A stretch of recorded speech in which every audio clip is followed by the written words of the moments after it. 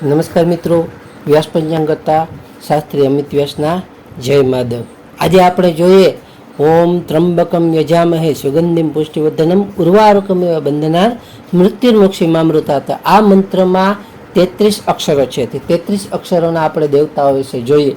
તો પ્રથમ જોઈએ તો કે જે મહર્ષિ વશિષ્ઠના મતે 33 દેવતાઓનું સૂચક છે. તે 33 દેવતાઓમાં આપણે જોઈએ તો આ મંત્રમાં 33 દેવતાઓ રહેલા છે. એ મહામંત્ર ગણવામાં આવે છે. આ 33 અક્ષરનો મંત્રમાં 33 દેવતાઓના સ્થાન જોઈએ તો કે 8 વસુ, 11 રુદ્ર, 12 આદિત્ય, 1 પ્રજાપતિ અને 1 સત્કાર છે. મહામૃત્યુંજય મંત્રમાં આ 33 દેવતાઓની બધી શક્તિઓ સમાયેલી છે.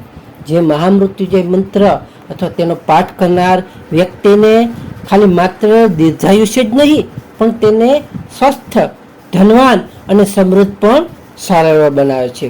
જે વ્યક્તિ મહામૃત્યુંજય મંત્રનો પાઠ કરે છે, જપ કરે છે, તેને દરેક રીતે સુખ અને સમૃદ્ધિ સારી એવી મળે છે. ભગવાન ભોળાનાથ શિવના અમૃત જેવા આશીર્વાદ તેના ઉપર સતત વરસતા રહે છે.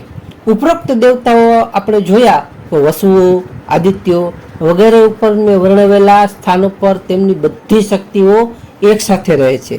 જે કોઈ પણ વ્યક્તિ ભક્તિભાવથી મહામૃત્યુંજય મંત્રનો પાઠ કરે છે તેના શરીરના દરેક ભાગ એટલે કે જ્યાં જ્યાં પણ તે દેવતા, વસુઓ અથવા આદિત્યો રહે છે તેના દ્વારા તેનું સંપૂર્ણપણે રક્ષણ થાય છે. મહામૃત્યુંજય મંત્ર એ માત્ર શબ્દોનો સમૂહ નથી પરંતુ તે 33 શક્તિઓનું મિશ્રણ છે. શાસ્ત્રો મુજબ આ મંત્રના 33 અક્ષરોમાં 33 દેવતાઓનો વાસ છે જે મનુષ્યના શરીર અને આત્માનું રક્ષણ કરે છે. આ 33 દેવતાઓને 33 કોટી એટલે કે 33 પ્રકારના દેવતાઓ તરીકે ઓળખવામાં આવે છે. આપણે જોઈએ તો તેના અક્ષરો પ્રથમ જોઈએ તો મહામૃત્યુંજય પ્રથમ મંત્ર જોઈએ કે ઓમ ત્રંબકમ યજામહે સુગંધિમ પુષ્ટિવર્ધનમ ઉર્વારુકમિવ બંધનાન મૃત્યુર્મોક્ષીમામૃતાત. પ્રથમ જોઈએ તો કે ઓમ ત્રંબકમ યજામહે. આના દેવતાઓ જોઈએ તો કે એમાં 8 વસુ છે. તો કે પેલા પૃથ્વી, જળ, અગ્નિ, વાયુ વગેરે તત્વોથી શરીરનું આપણને રક્ષણ કરે છે. એમાં પહેલો અક્ષર ત્રીમાં છે તો કે ત્રીમાં ધ્રુવ વસુ એ જીવનનું સૂચક છે જે માથાના ભાગમાં સ્થિત છે. બીજો અક્ષર છે યમ, તે અર્ધવારાસુર છે. એ જીવનનું સૂચક છે જે મુખમાં સ્થિત છે. ત્રીજો અક્ષર છે બ છે સોમવાસુ, એ શક્તિનું સૂચક છે જે જમણા કાનમાં સ્થિત છે. ચોથો અક્ષર છે કમ, એ જળના દેવતા વાસુનું સૂચક છે જે ડાબા કાનમાં સ્થિત છે. પાંચમો અક્ષર છે ય, વાયુ, એ વાસુનો નાશ કરનાર છે જે જમણા હાથમાં સ્થિત છે. છઠ્ઠો અક્ષર છે જા, એ અગ્નિ વાસુનું સૂચક છે જે ડાબા હાથમાં સ્થિત છે. સાતમો અક્ષર છે મ છે પ્રત્યુવાસ વાસુ, તે શક્તિનું સૂચક છે જે જમણા હાથની મધ્યમાં સ્થિત છે. આઠમો અક્ષર છે હે, પ્રયાસ વાસુ, તે આપણા મણિબંધમાં સ્થિત છે એટલે કાંડાના ભાગમાં સ્થિત છે. પછી બીજા અક્ષર જોઈએ તો કે સુગંધિમ પુષ્ટિવર્ધનમ.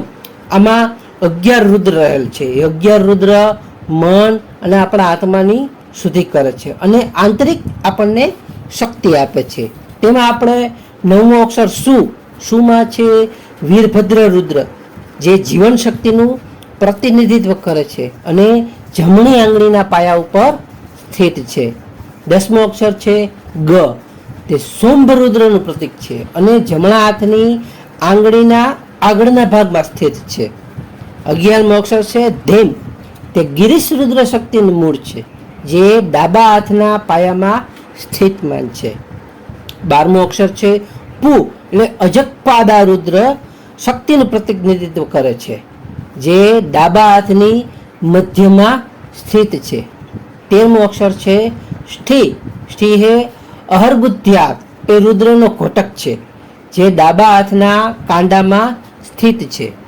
14મો અક્ષર છે વ, જે પિનાકી રુદ્ર જીવન શક્તિનું પ્રતિનિધિત્વ કરે છે અને ડાબા હાથની આંગળીના પાયા ઉપર સ્થિત છે. 15મો અક્ષર છે ધ, કે ભવાની રુદ્રનું પ્રતીક માનવામાં આવે છે, જે ડાબા હાથની આંગળીના આગળના ભાગમાં સ્થિત છે. 16મો અક્ષર છે નમ. નમ એ કપાલી રુદ્રનું પ્રતીક છે, જે જાંઘના પાયા ઉપર સ્થિત છે.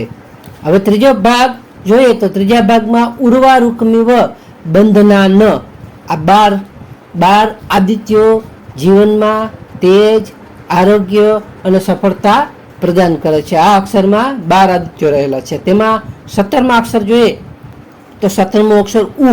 ઉમાં છે દિગ્પતિ રુદ્રનું પ્રતિનિધિત્વ કરે છે, જે યક્ષ ઘૂંટણમાં સ્થિત છે. 18મું છે વા. આ સ્થાન રુદ્રનું સૂચક છે, જે યક્ષની જાંઘમાં સ્થિત છે. 19મો અક્ષર છે રૂ. ભાર્ગ એ રુદ્રનું સૂચક છે, જે અંગૂઠાના પાયા પર સ્થિત છે. 20મો અક્ષર છે ક. ધાતુ એ આદિત્યનું સૂચક છે, જે યક્ષના અંગૂઠાના આગળના ભાગમાં સ્થિત છે. 21મો અક્ષર છે મી. આર્યમાં એ આદિત્ય પદનું સૂચક છે, જે ડાબા જાંઘના પાયા પર સ્થિત છે. 22મો અક્ષર છે વ. એ મિત્ર આદિત્ય પદનું સૂચક છે, જે ડાબા ઘૂંટણમાં સ્થિત છે. 23મો અક્ષર છે બ, જે વરુણાદિત્ય દર્શાવે છે, જે ડાબા પગની ઘૂંટીમાં સ્થિત છે. 24મો અક્ષર છે ધા. ન ધા, ન અડધો ને ધા, ન ધા. અંશુ આદિત્ય પદનું પ્રતિનિધિત્વ કરે છે, જે ડાબા પગના અંગૂઠાના પાયા ઉપર સ્થિત છે. 25મો અક્ષર છે નાદ. ભાગાદિત્ય માટે વપરાય છે, એ ડાબા પગના અંગૂઠાના આગળના ભાગમાં સ્થિત છે. હવે ચોથા પાઠમાં આવે મૃત્યોર્મુ. આમાં અક્ષર છે એક પ્રજાપતિ સૃષ્ટિના સર્જનહાર તરીકે રક્ષણ આપે છે. તેમાં 26મો અક્ષર જોઈએ મૃ. એ વિવસ્વન સૂર્યનું સૂચક છે, જે જમણી બાજુએ સ્થિત છે. 27મો અક્ષર જોઈએ તો યો. એ દંડદાદિત્યતા દર્શાવે છે, જે ડાબી બાજુના ભાગમાં સ્થિત છે. 28મો અક્ષર જોઈએ તો મુ, જે પુષ્પાદિત્યમ દર્શાવે છે, જે પાછળના ભાગમાં સ્થિત છે. 5મો પાઠ જોઈએ ક્ષીય મામૃ તા ત. એ વસટકાર છે, તે વસટકાર સૌભાગ્ય અને અંતે મોક્ષની પ્રાપ્તિ કરાવે છે. એમાં 29મો અક્ષર ક્ષી. પર્જની એ સૂર્યનું ઘટક છે, જે નાભી સ્થળમાં સ્થિત માનવામાં આવે છે. 30મો અક્ષર છે ય. એ તનાષ્ટન એટલે આદિત્ય ધન દર્શાવે છે, જે ગુપ્ત ભાગમાં સ્થિત છે. 31મો અક્ષર છે મા, જે વિષ્ણુ આદિત્યનું પ્રતીક છે. આ શક્તિ સ્વરૂપ બંને ભુજાઓમાં સ્થિત છે. 32મો અક્ષર છે મૃ. એ પ્રજાપતિનું સૂચક છે, જે ગળાના વિસ્તારમાં સ્થિત છે. અને છેલ્લે 33મો અક્ષર છે તા ત, એટલે કે અમિત. એ વસતકારનો સૂચક છે, જે હૃદય ક્ષેત્રમાં સ્થિત છે. આ મંત્ર જોઈએ તો કેવી રીતે રક્ષણ આપે છે? જો કે શારીરિક રક્ષણ જોઈએ તો કે મંત્રના અક્ષરો શરીરમાં રહેલા સપ્ત ધાતુઓ એટલે કે 7 ધાતુઓ અને ઇન્દ્રિયોને સંપૂર્ણ ઉર્જા આપે છે, જેનાથી રોગો સામે લડવાની આપણને શક્તિ મળે છે. માનસિક શાંતિ, આ મંત્રનો જાપ કરવાથી અકાળ મૃત્યુનો ભય દૂર થાય છે અને આપણને માનસિક તણાવ સારો એવો ઓછો થાય છે.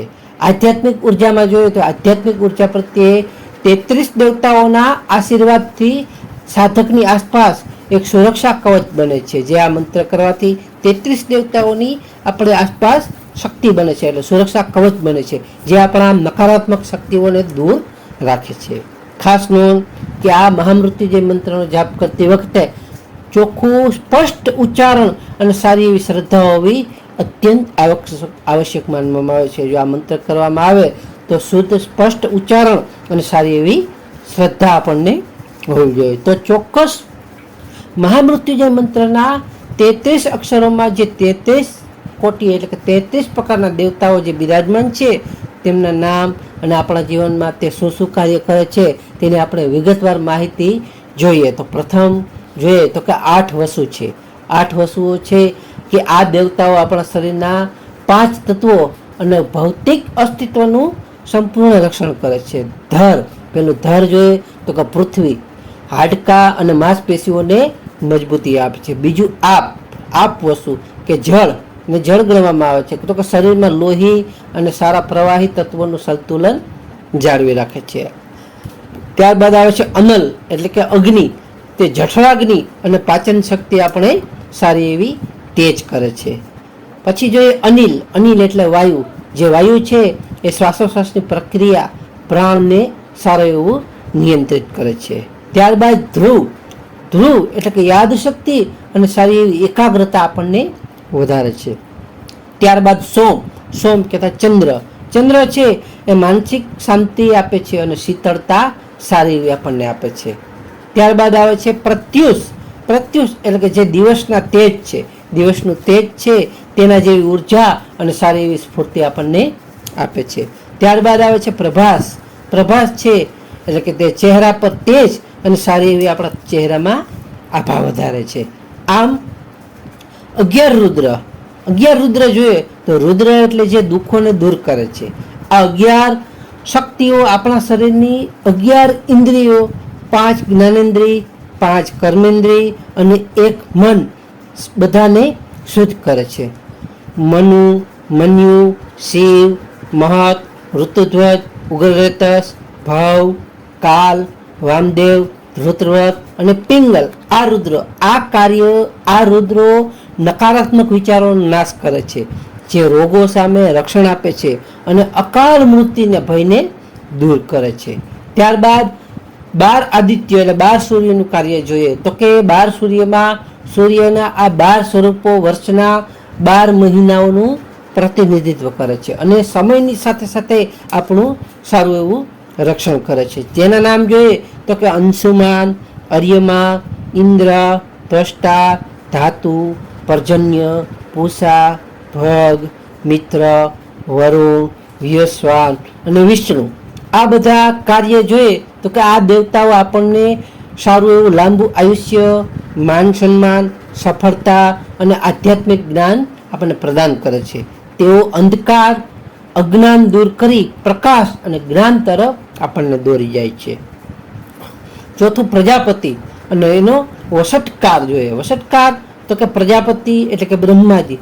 આ અક્ષર સૃષ્ટિના સર્જનહારની શક્તિ છે, જે શરીરમાં નવી નવી કોશિકાઓ એટલે કે સેલ્સના નિર્માણમાં અને વંશ વૃદ્ધિમાં સારું એવું સહાય કરે છે.